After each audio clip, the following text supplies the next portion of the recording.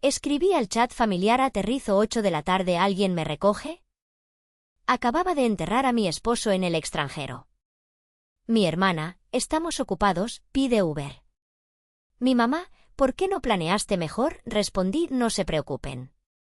Lo que vieron en las noticias esa noche les heló la sangre. Soy Genoveva, tengo 38 años. Hoy, mi vida como la conocía, o más bien, la vida que desesperadamente intentaba mantener unida, terminó. Pero esta historia no empieza con la muerte de mi esposo Isauro, aunque eso fue el terremoto que derrumbó las paredes. No. Esta historia empieza, como tantas tragedias modernas, con un mensaje de WhatsApp. Estaba a 10.000 metros de altura, en algún lugar sobre el Golfo de México, regresando de Houston. El aire viciado de la cabina olía a café quemado y a desinfectante. Yo olía a hospital, a insomnio y a un dolor tan profundo que ya ni siquiera podía llorar. Tenía los ojos secos, ardientes, fijos en la nublada oscuridad exterior. Hacía exactamente 5 días y 4 horas que Isauro, mi esposo de 40 años, había muerto. Un infarto fulminante mientras dirigía una presentación en la oficina de Houston. Un proyecto que lo emocionaba, un futuro que estábamos construyendo. Y yo, su esposa, tuve que volar sola para identificar un cuerpo que ya no era él. Durante 5 días, navegué sola por el laberinto estéril de la burocracia estadounidense. Firmé papeles en un inglés que apenas entendía, con un nudo en la garganta que me impedía respirar. Organicé la cremación sola, en una ciudad extraña, bajo luces fluorescentes que zumbaban como insectos. Llamé a mi familia, por supuesto que llamé. Necesitaba escuchar una voz conocida, un consuelo. Mi madre, Brígida, fue la primera. «Ay, hija», suspiró, y pude escuchar el sonido de su programa de televisión de fondo. ¿Un infarto? Pero sí se veía tan sano. ¡Qué barbaridad! Cuando le supliqué que viniera, que por favor tomara un avión, su voz se tensó. Uy, Gen, pero es carísimo volar de última hora. Además, ¿quién cuidará a tu padre Porfirio? Ya sabes cómo se pone con su dominó. Llamé a mi hermana menor, Hermila. Ella es 2 años más joven que yo, pero siempre ha actuado como si fuera la única hija. Gen, qué horror, dijo, pero su voz sonaba distraída. ¿Ya hablaste con el seguro? Porque esas cosas son un lío. Cuando le pregunté si podía venir, soltó una risita nerviosa. Ay, hermanita, estoy con los niños, ya sabes cómo son las clases de natación y las tareas. Imposible salir así. Pero te mando muchas bendiciones. Mi padre, Porfirio, simplemente guardó silencio en el teléfono, como siempre. Así que lo hice sola. Sola recogí las cenizas de mi esposo. Sola empaqué su apartamento alquilado, doblando sus camisas, oliendo su loción en una almohada, sintiendo como mi mundo se hacía pedazos. El vuelo de regreso se retrasó 3 horas en Houston. 3 horas más en el limbo. Cuando finalmente anunciaron el descenso a la Ciudad de México, saqué mi teléfono y pagué por el costoso wifi del avión. Solo necesitaba una cosa. Un pequeño acto de humanidad. No quería estar sola un segundo más. Abrí el chat grupal Familia Dávila. Genoveva, vuelo demorado. Aterrizo a las 8 de la tarde en la T2. ¿Alguien puede recogerme? Por favor. No me siento bien. Tecleé las palabras con dedos temblorosos. Por favor. No me siento bien. Era lo más vulnerable que había sido con ellos en años. Vi las 2 palomitas azules. Lo leyeron. Mi madre. Mi padre. Mi hermana. El silencio duró 10 minutos. 10 minutos en los que contuve la respiración, mirando la pantallita mientras el avión descendía bruscamente. Entonces, el primer mensaje. De Hermila. Hermila, Gen, estamos ocupados. Tenemos una cena importante con los vecinos. Pide un Uber, ¿no? Ya estás grande. Sentí una bofetada. Literalmente. Un golpe invisible que me sacó el aire. Ya estás grande. Tenía 38 años y acababa de enviudar. Antes de que pudiera procesarlo, llegó el segundo mensaje. De mi madre. Brígida, hija, Hermila tiene razón. Además, ¿por qué no planeaste mejor? Nos hubieras dicho la hora exacta desde ayer. ¿Por qué no planeaste mejor? Como si la muerte de mi esposo fuera un inconveniente logístico, una mala gestión de mi parte. Me quedé mirando la pantalla. Las luces de la Ciudad de México se extendían debajo de mí como un mar de diamantes indiferentes. Y sentí nada. No rabia. No tristeza. Sentí un vacío frío, absoluto. Como si la última llama de esperanza dentro de mí se hubiera extinguido. Con una calma aterradora, tecleé mi respuesta. Genoveva, no se preocupen. Lo resuelvo. Apagué el teléfono. El avión tocó tierra. Y yo había aterrizado en una realidad completamente nueva. Lo que ellos no sabían era que, por su negligencia, por esa cena con los vecinos, nuestras vidas estaban a punto de hacerse públicas de la peor manera posible. El avión carreteaba hacia la terminal y yo cerré los ojos, pero el sueño no vino. En lugar de eso, las compuertas de mi memoria se abrieron, y comencé a caminar por el museo privado de mis agravios. Un museo que había mantenido cerrado bajo llave, pero cuyas piezas Isauro siempre había visto con una claridad dolorosa. La boda de Hermila. 5 años atrás. Isauro y yo estábamos ahorrando cada centavo. Habíamos planeado una luna de miel soñada en Oaxaca, en un pequeño hotel boutique. Teníamos una cuenta de ahorros específica para eso. Entonces, una semana antes de la boda de Hermila, mi teléfono sonó. Era mi padre, Porfirio, con su voz de pánico controlado. Hija, el salón de fiestas, no pagamos el depósito a tiempo. Escuché a mi madre Brígida arrebatarle el teléfono. Genoveva, tu hermana quedará en ridículo. El padre de su novio cree que somos gente solvente. Haz algo. ¿Qué quieren que haga, mamá? Es su boda. Nos falta el depósito. Son 50.000 pesos. No los tenemos ahora. Pero te lo pagamos, te lo juro. En cuanto pase la fiesta. Isauro estaba a mi lado, negando con la cabeza. No lo hagas, Gen, susurró. No es tu responsabilidad. Pero la imagen de mi hermana, la princesa de la familia, humillada, era el arma secreta de mi madre. Es un préstamo, mamá. Lo necesito de vuelta para mi luna de miel, dije, mientras hacía la transferencia. Sí, sí, claro, hija. Eres un ángel, dijo Brígida y colgó. Nuestra luna de miel se redujo a un fin de semana en Cuernavaca. Han pasado 5 años. Nunca volví a ver esos 50,000 dólares pesos. 2 años atrás. Mi viejo Pointer finalmente murió. La transmisión se descompuso y repararlo costaba más que el auto mismo. Justo en esa época, una tía lejana falleció y les heredó a mis padres su impecable Nissan Suru. Tenía poco kilometraje, perfecto para moverme por la ciudad. Oigan, sé que es mucho pedir, les dije en la comida del domingo, pero como no tienen auto y ese Suru está ahí parado, ¿podrían vendérmelo? Oh, no sé, ¿prestarme? Mi madre dejó su tenedor en el plato. Ay, hija, pero si tú ganas bien en esa oficina tuya. ¿Por qué no te compras uno nuevo de agencia? Ese Suru, pues, fíjate que Hermila lo necesita más. ¿Hermila? Pregunté, confundida. Hermila tenía una camioneta casi nueva que su esposo le había dado. Sí, continuó Brígida, sin mirarme. Para llevar a los niños a la escuela. Ya sabes, la camioneta gasta mucha gasolina. El Suru es más práctico para el día a día. Me tragué mi orgullo y mi necesidad. Claro, mamá.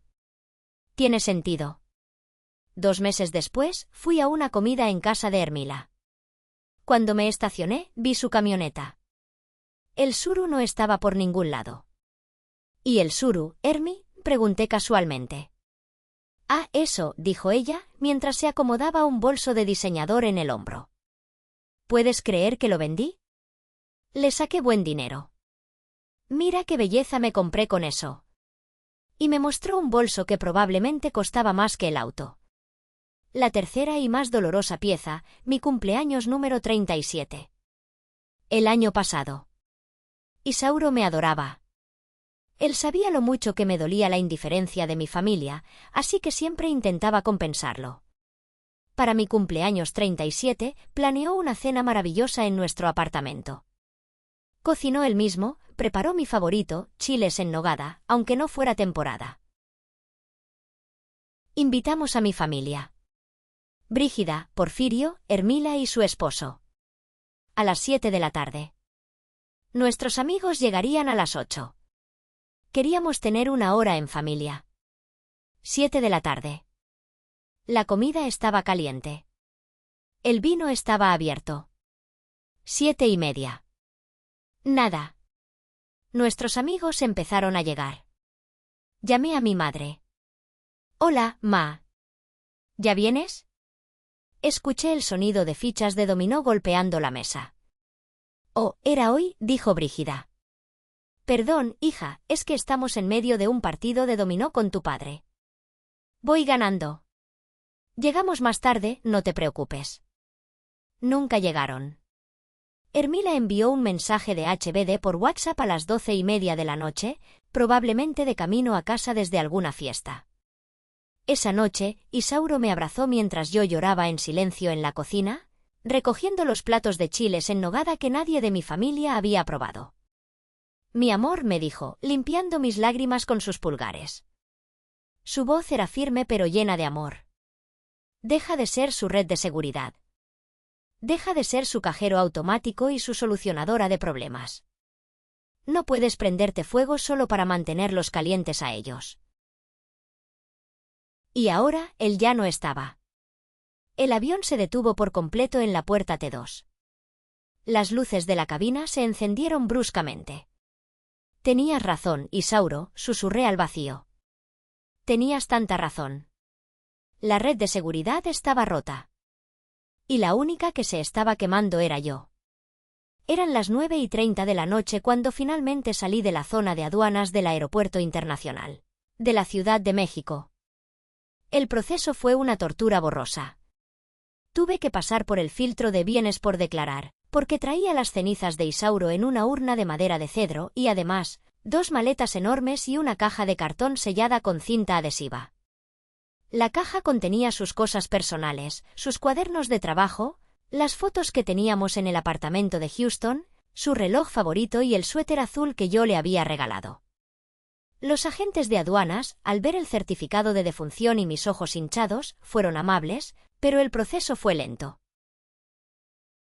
Finalmente, estaba en el bullicioso pasillo de llegadas. Familias enteras gritaban y se abrazaban. Globos de bienvenido flotaban en el aire. Un grupo de mariachis afinaba sus instrumentos, esperando a alguien especial. Y allí estaba yo, Genoveva, 38 años, viuda reciente, empujando un carrito sobrecargado con los restos de mi vida. Me sentí completamente invisible. Una isla de dolor en un océano de reencuentros felices. Mientras maniobraba el carrito hacia la salida, una de las ruedas se atascó en una ranura del piso. Empujé, pero la caja de cartón se tambaleó peligrosamente. Estaba tan cansada, tan débil por el hambre y la falta de sueño, que las lágrimas de frustración comenzaron a brotar de nuevo. Señora, ¿se encuentra bien? ¿Necesita ayuda? Levanté la vista. Era una mujer de uniforme, del personal de limpieza del aeropuerto. Tendría unos 60 años, con el cabello gris recogido en una red y arrugas amables alrededor de los ojos. Se llamaba Benigna, según su gafete. No pude responder. Solo asentí, mientras una lágrima se deslizaba por mi mejilla. Mi esposo, susurré, señalando la urna dentro de mi bolso de mano. Acabo de... Benigna no hizo más preguntas. Su expresión se suavizó con una compasión que no había recibido en días.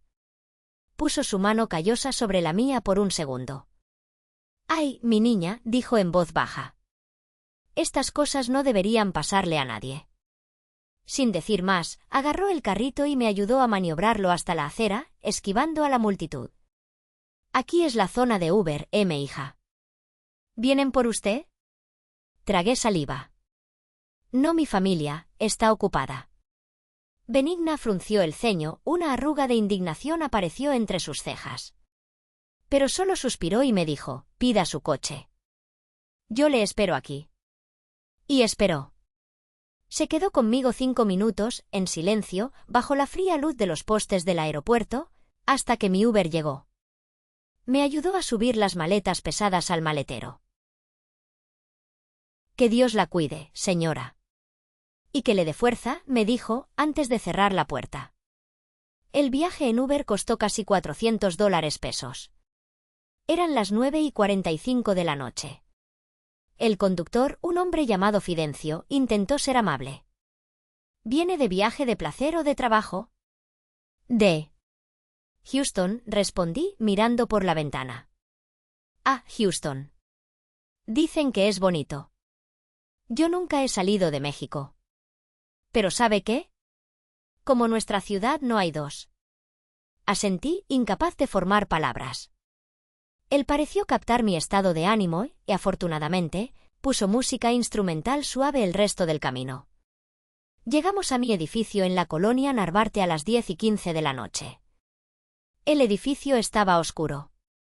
Fidencio, un alma buena, insistió en ayudarme a subir las maletas por los 2 tramos de escaleras hasta mi apartamento. Le di una propina generosa. Gracias, le dije. ¿De verdad? No hay de qué, señora. Cuídese mucho.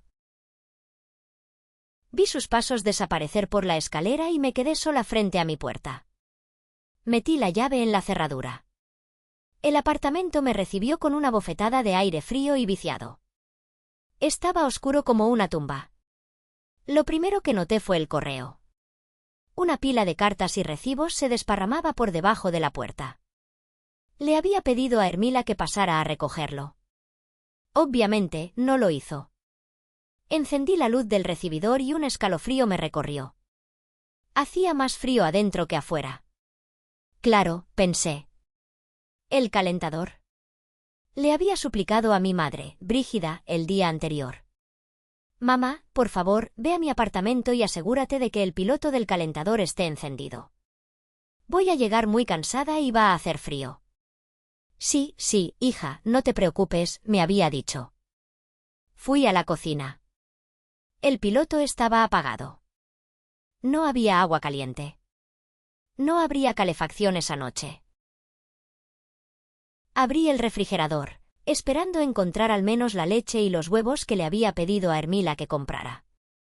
Encontré un bote de yogur con una capa de moho verde y un limón seco. El olor agrio me revolvió el estómago vacío. Cerré la puerta. Me sentí completamente derrotada. Arrastré las maletas al dormitorio.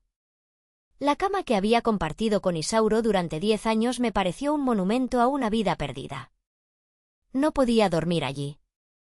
No esa noche. Agarré una cobija del armario, me hice un ovillo en el sofá de la sala, y por primera vez en 5 días, me permití colapsar. Todavía con el abrigo puesto, temblando de frío y de dolor. Lloré hasta que mis ojos no pudieron producir una lágrima más y caí en un sueño pesado, más parecido a un desmayo. Desperté sobresaltada. El reloj digital en la pared de la sala marcaba la 1:04 de la madrugada. La habitación estaba en penumbras, iluminada solo por el resplandor anaranjado de una farola de la calle que se filtraba por la persiana. Sentía un frío que me calaba hasta los huesos. Mis dientes castañeteaban. Tenía una sed desesperada, mi boca estaba seca y pastosa. Y me dolía la cabeza, un dolor sordo y punzante por el llanto y la tensión. Me levanté del sofá, tambaleándome. Mis piernas estaban entumecidas. Agua, pensé. Solo necesito un vaso de agua y tal vez una aspirina. Caminé a oscuras hacia la cocina, con los brazos extendidos para no tropezar. Conocía esta casa como la palma de mi mano. O eso creía. Entré a la cocina y sentí algo. Algo mal. Sentí el piso húmedo. Y frío. ¿Qué diablos?, murmuré. Busqué a tientas el interruptor de la luz y lo encendí. La luz fluorescente parpadeó una vez y luego iluminó la escena. Jadeé. Un enorme charco de agua se extendía desde la base del viejo refrigerador, cubriendo casi la mitad del piso de la cocina. No era una inundación, pero era un desastre resbaladizo. El refrigerador, gemí. Les pedí que lo revisaran. Hacía meses que hacía un ruido extraño y goteaba. Le había dado dinero a mi padre Porfirio para que llamara a un técnico mientras yo estaba en Houston. Claro, hija, yo me encargo, me había dicho. Aparentemente, encargarse significaba no hacer nada. Estaba furiosa, pero sobre todo, estaba agotada. Viendo el charco, solo podía pensar en el peligro de resbalar. Primero el agua, luego el dolor de cabeza, decidí. Busqué un trapo de limpieza en el armario debajo del fregadero. Me agaché. El piso estaba increíblemente resbaladizo. Y entonces sucedió. Mi pie, calzado solo con un calcetín húmedo, resbaló en el agua jabonosa que se había mezclado con el polvo del piso. Perdí el equilibrio. Mis brazos se agitaron en el aire, buscando algo de que agarrarse, pero no encontraron nada. Caí hacia atrás. Con fuerza. Mi cabeza golpeó el borde de la barra de la cocina. El golpe fue seco, un sonido sordo y nauseabundo.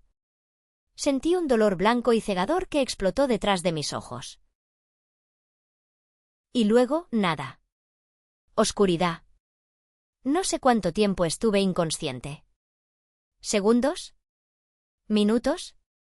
Volví en mí con el sonido de un pitido agudo en mis oídos. El piso estaba helado contra mi mejilla. El olor del agua estancada se mezclaba con algo más, algo acre. Gas. Estaba mareada, aturdida. Intenté incorporarme. Isauro, murmuré. Toqué la parte de atrás de mi cabeza. Mis dedos volvieron húmedos y pegajosos. Sangre. El pánico comenzó a surgir, frío y agudo. Tengo que levantarme. Me apoyé en mis codos. La habitación daba vueltas. El olor a gas era más fuerte ahora. Miré hacia la estufa. Y mi sangre se heló. Una de las perillas de la estufa, la de la hornalla más grande, estaba ligeramente girada. No del todo abierta, pero lo suficiente. El débil siseo del gas era casi inaudible, pero ahora, en el silencio de la 1 de la madrugada, sonaba como un rugido. ¿Había sido yo al caer? ¿Me golpeé contra la estufa? ¿O ya estaba así? Había un olor extraño cuando llegué, pero lo atribuí al encierro. No importaba. El gas se estaba acumulando en mi cocina fría y sin ventilación. Y yo estaba en el suelo, sangrando, en un charco de agua. Una combinación letal. Ayúdame, Dios, jadeé. Intenté arrastrarme. Pero mis miembros no respondían. El golpe en la cabeza me había dejado sin fuerzas. El mareo era abrumador. Mi visión comenzó a estrecharse. Las luces de la cocina parecían atenuarse. Así no, pensé. Por favor, así no. Estaba sola. Iba a morir sola, en el piso de mi cocina, a pocos metros de las cenizas del hombre que amaba, todo por un refrigerador que goteaba y una familia que estaba demasiado ocupada. Mi último pensamiento consciente fue para Isauro. Ya voy, mi amor, susurré. Y la oscuridad me tragó por completo. El silencio en el edificio de la Narvarte era pesado, roto solo por el llanto distante de una sirena. Pero en el segundo piso, en el apartamento 2B, un siseo casi imperceptible continuaba. En el primer piso, en el 1B, don Melitón, un contador jubilado de 68 años, apagó su televisor. Era la 1:30 de la madrugada. Su esposa había fallecido hacía 3 años, y el insomnio era su compañero más fiel. Se levantó de su sillón orejero y caminó hacia el balcón para fumar su último cigarrillo de la noche, un ritual que su médico le había prohibido. Hacía un frío penetrante esa noche en la Ciudad de México. Abrió la ventana corrediza y el olor lo golpeó al instante. Gas. No era el olor habitual de la calle, no era basura. Era gas LP, inconfundible y fuerte. Don Melitón se asomó al balcón. Miró hacia la calle. No había trabajos de reparación, no había camiones de la compañía de gas. El olor venía de arriba. «¡Ay, caray!», murmuró. Entonces recordó. Había visto la luz del Uber alrededor de las 10. Vio a la joven viuda, Genoveva, luchando con sus maletas. Pobre mujer. Él sabía que había perdido a su esposo, su propia mujer, Brígida, se lo había contado a la esposa de Melitón antes de que ésta falleciera, siempre quejándose de que Genoveva se creía mucho pero que Hermila sí era un amor. Melitón nunca le creyó. El olor a gas era penetrante ahora. Peligroso. Dejó caer el cigarrillo y lo apagó con el pie. Corrió escaleras arriba, sus rodillas quejándose. Llegó a la puerta del 2B y golpeó con fuerza. «Genoveva. Vecina. Soy Melitón. ¿Está bien?» Silencio. Pegó la nariz a la rendija inferior de la puerta. El olor lo hizo retroceder, mareándolo. «¡Dios santo! Genoveva». Golpeó de nuevo, con los 2 puños. «Vecina, abra.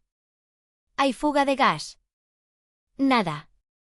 Solo el silencio mortal desde adentro. Don Melitón no perdió un segundo más. Sacó su viejo teléfono Nokia del bolsillo y marcó el 911. «Emergencia», gritó al operador. «Fuga de gas en la colonia Narvarte. En el, dirección del edificio, apartamento 2B. Mi vecina está adentro y no responde. Creo que está inconsciente. El siguiente recuerdo que tengo es el sonido de un estruendo, como si el mundo se estuviera partiendo en 2. Luego, voces. Muchas voces. La encontré. En la cocina. Está respirando, apenas. Cierren la llave del gas. Abran todas las ventanas. Traigan la camilla y el oxígeno, rápido». Sentí que me levantaban. Sentí el golpe de aire frío y fresco en mi cara. Y luego, la sirena, esta vez ensordecedora, llenando mi cabeza. Cuando abrí los ojos, estaba en un cuarto de hospital. Todo era blanco y pitaba. Una máscara de oxígeno cubría mi cara. Una enfermera con un uniforme azul y ojos amables estaba ajustando mi suero.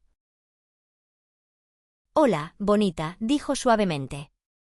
«Despertaste. Estás en el Hospital Ángeles. Tuviste un buen susto». Intenté hablar. «¿Qué?» «SHH, tranquila. Inhalaste bastante gas y te diste un golpe feo en la cabeza. Una conmoción leve. Pero vas a estar bien. Llegaste justo a tiempo». La enfermera se llamaba Jacinta. Tenía unos 45 años y manos firmes pero gentiles. «Mi esposo», murmuré, la confusión nublándolo todo. Jacinta revisó mi expediente. Su rostro se ensombreció. «Oh, mi niña. Lo siento mucho. Leí el reporte. Acabas de...». Las lágrimas brotaron. «Houston, mi familia, el Uber, la casa fría, el refrigerador», balbuceé, la historia completa saliendo en un torrente incoherente de dolor y trauma. Jacinta me escuchó. No me interrumpió. Solo me pasó un pañuelo. Su rostro, inicialmente compasivo, se endureció con una justa indignación. «¿Tu familia?», repitió en voz baja. «¿Dónde está tu familia ahora?» «Ocupados», susurré. «Tienen una cena». Mientras tanto, en la sala de espera de urgencias, Leocadio, un joven reportero de 28 años de un canal de noticias local, estaba frustrado. Había venido a cubrir un choque múltiple en el viaducto, pero todos los heridos habían sido dados de alta. No tenía historia. Entonces escuchó a los paramédicos hablando en la cafetería. Y la encontramos en el suelo de la cocina. Gas por todos lados. Un milagro que el vecino la oliera. Pobre mujer, acaba de enviudar. Llegó de Houston anoche. ¿Sola?, preguntó otro. Solísima. Aparentemente la familia ni sus luces. El instinto de Leocadio se disparó. Esto era una historia. Una historia humana. Fue a la recepción de urgencias. Jacinta estaba allí, llenando papeles, su rostro todavía tenso de ira. Leocadio se acercó. Disculpe, enfermera. Soy Leocadio, de Canal 6. Oí sobre la paciente de la fuga de gas. ¿Está estable? Jacinta lo miró con desconfianza. Está descansando. Es una mujer fuerte. Escuché que su familia no está con ella. Jacinta suspiró y tomó una decisión. Su familia, dijo con veneno, le dijo que pidiera un Uber cuando llegó del funeral de su esposo. Leocadio casi deja caer su grabadora. ¿Qué? En ese momento, el teléfono celular de Genoveva, que los paramédicos habían metido en una bolsa de evidencia junto con su bolso, vibró sobre el mostrador. La pantalla se iluminó. Era una notificación de WhatsApp. Un mensaje nuevo en el grupo Familia Dávila. Tanto Jacinta como Leocadio lo vieron al mismo tiempo. Hermila, deja de ignorarnos. ¿Ya te calmaste de tu berrinche? Eran las 3 de la madrugada. El mensaje era de hacía 10 minutos. Un berrinche. Leocadio miró a Jacinta. Jacinta lo miró a él. Ella no dijo nada. Simplemente se dio la vuelta por un segundo, olvidando el teléfono en el mostrador. Fue todo lo que Leocadio necesitó. No tocó el teléfono, pero su propia cámara de celular fue rápida. Capturó ese mensaje. Y con un deslizamiento rápido de su dedo en su propio dispositivo, buscó en los registros públicos la dirección del incidente y los nombres asociados. «Tengo mi historia», murmuró Leocadio. «Y vaya que es una historia. Me quedé en el hospital esa noche y todo el día siguiente. La trabajadora social vino, me hizo preguntas. Don Melitón, mi salvador, vino a verme. Casi nos mata del susto, vecina», dijo, dándome una palmada torpe en la mano. Yo no llamé a mi familia. No tenía la fuerza. Y ellos no llamaron. Esa noche, mientras cenaba una gelatina insípida en mi cuarto de hospital, la televisión de la sala común, audible desde mi puerta, emitió las noticias de las 10. Y entonces escuché la voz de Leocadio. Una tragedia que expone la indiferencia humana. Genoveva Dávila, de 38 años, regresó a México ayer por la noche, después de enterrar sola a su esposo en Houston, Texas. La gelatina tembló en mi cuchara. Mi corazón se detuvo. En la casa de mis padres, al otro lado de la ciudad, la televisión también estaba encendida. Mi madre Brígida, mi padre Porfirio y mi hermana Hermila estaban cenando. La cena importante con los vecinos había sido un éxito, y ahora estaban disfrutando de su telenovela nocturna. En la mesa se quejaban de mí. Ni siquiera nos ha llamado para avisar que llegó bien, dijo Brígida, picando su comida. Qué poca consideración. Seguro sigue enojada, dijo Hermila, mirando su teléfono. Le mandé un mensaje hace rato y ni me contestó. Siempre con sus berrinches. Ya está grande. Déjenla que se le pase, dijo Porfirio, la única frase que había pronunciado en una hora. Entonces, la telenovela fue interrumpida por un avance de noticias. Y ahora, la impactante historia de una viuda abandonada, dijo la presentadora. Vieron la fachada de mi edificio. Vieron a los bomberos. Vieron una entrevista con don Melitón. Un milagro que esté viva. Olía a gas toda la cuadra. Pobre Genoveva, y recién llegada de enterrar a su marido, decía mi vecino a la cámara. Hermila dejó caer su teléfono. ¿Ese es el edificio de Genoveva? Brígida se puso pálida. Porfirio, súbele el volumen. Y entonces, Leocadio apareció en pantalla, de pie frente al Hospital Ángeles. La tragedia casi se consuma, dijo con voz sombría, cuando la señora Dávila, sufriendo una conmoción por una caída en su propia casa, quedó inconsciente mientras el gas llenaba su apartamento. Pero lo que hace esta historia desgarradora es la crónica de su llegada. Y en la pantalla, gigante, apareció un pantallazo de WhatsApp. Los nombres estaban borrosos, pero el texto era nítido. Aterrizo a las 8 de la tarde en la T2. ¿Alguien puede recogerme? Por favor. No me siento bien. Gen, estamos ocupados. Tenemos una cena importante con los vecinos. Pide un Uber, ¿no? Ya estás grande. Hija, Hermila tiene razón. Además, ¿por qué no planeaste mejor? Y debajo de todo, el último mensaje, enviado esa madrugada, con la marca de tiempo visible. Deja de ignorarnos. ¿Ya te calmaste de tu berrinche? Oh, Dios mío, susurró Porfirio, reconociendo sus propias palabras y las de su esposa e hija. Hermila soltó un grito ahogado. No. No pueden hacer esto. Brígida se llevó las manos a la boca, sus ojos desorbitados. Nos van a ver todos. Mis amigas del club. La familia de tu esposo, Hermila. El caos se desató. Se culparon unos a otros. ¿Ves, Brígida? Te dije que debíamos ir. Tú fuiste la que dijo que teníamos la cena. Fue Hermila la del Uber. 20 minutos después, la puerta de mi cuarto de hospital se abrió de golpe. Eran ellos. Los tres. Pálidos, despeinados, con los ojos llenos de pánico. Hermila corrió hacia mi cama. ¿Genoveva? ¿Estás bien? ¡Ay, hermana, qué susto! Intentó abrazarme, pero levanté una mano. Genoveva, gritó Hermila, su voz histérica. Tienes que llamar a ese canal. Tienes que decirles que es mentira. Están arruinando mi reputación. Mis amigas ya me están mandando mensajes. Esto es tu culpa. Mi culpa, repetí, mi voz saliendo en un susurro ronco por el oxígeno. Esto es un completo malentendido, intervino Brígida, tratando de recuperar el control. Su voz de madre de sociedad estaba temblando.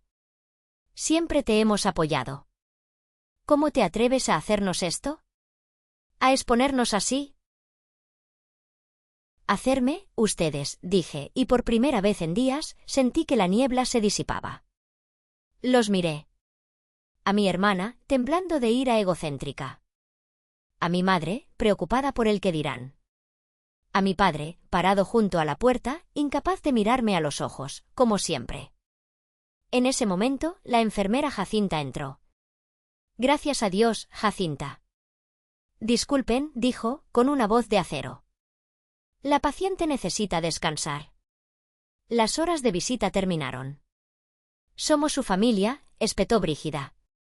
Lo sé, dijo Jacinta, mirándola fijamente. Vimos las noticias. Genoveva, respiré hondo. El oxígeno me dio fuerza. Miré a mi familia. No había lágrimas. No había ira. Solo un vacío inmenso. Yo no hice nada, dije, mi voz sorprendentemente firme. Ustedes escribieron los mensajes. Ustedes olvidaron que existo. Ustedes olvidaron el refrigerador, olvidaron el calentador. Ustedes me dejaron sola. Pero estábamos ocupados, gritó Hermila, como si esa fuera una defensa válida. Era una cena importante. Con gente importante. La miré.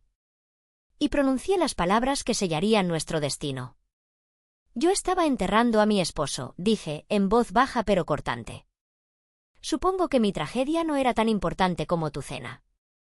El silencio en la habitación fue absoluto. Hermila retrocedió como si la hubiera abofeteado. Jacinta carraspeó. Señora Dávila, dijo formalmente, la trabajadora social ha estado aquí. Ha coordinado ayuda comunitaria. Don Melitón y otros vecinos se han ofrecido a ayudar. Una compañía local reparará su apartamento sin costo. Y un hotel cercano ofrece una habitación temporal mientras tanto. No tiene que ir con ellos si no quiere. Brígida dio un paso adelante, recuperando su arrogancia. Por supuesto que vendrá con nosotros. No seas ridícula. Somos su familia. ¿Qué van a decir todos si te vas a un hotel? ¿Ahora te importa lo que digan todos, mamá?, pregunté. Miré a mi madre, a su rostro distorsionado por el pánico social. Miré a mi hermana, que me veía con odio, como si yo le hubiera hecho algo a ella. Miré a mi padre, que seguía estudiando el suelo. Por primera vez en mi vida, los vi claramente. No como mi familia, sino como las personas que eran. Extraños egoístas. No, dije. ¿Qué?, dijo Brígida. No. No iré con ustedes.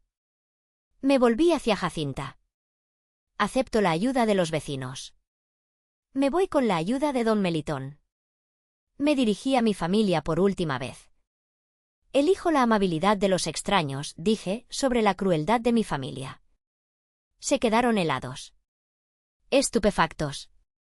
Brígida intentó hablar, pero no le salían las palabras. Hermila me miraba con puro veneno. Mi padre, finalmente, levantó la vista. Vi algo en sus ojos.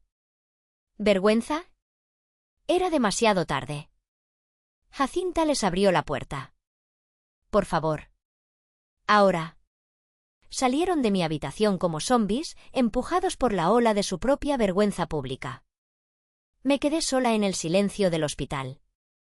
La máquina de pitidos era el único sonido. Genoveva, la viuda.